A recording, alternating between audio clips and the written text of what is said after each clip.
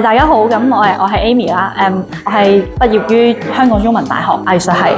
呢兩幅畫咧就係我喺呢一個展覽來去有蹤，其中一個系列就係飛地嘅沉積啦，同埋飛地啦。主要咧記錄咗一啲我喺上水古洞同埋喺中山小欖嘅一個工作室或者周邊環境嘅情況。咁我好大程度上咧都係被周邊嘅環境影響咗，因為呢一個古洞嘅區域咧即將面臨收地嘅情況啦，同埋亦都係我屋企人40幾年嘅木廠地址啦。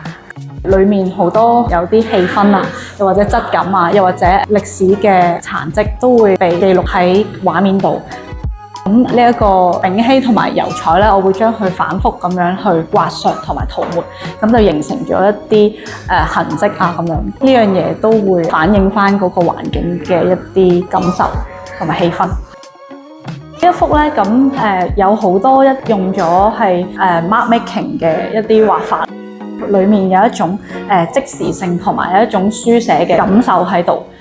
我想營造嘅係一種見證一個地方佢一種興衰又或者唔同聲音互相拉扯咁樣嘅一個氣氛。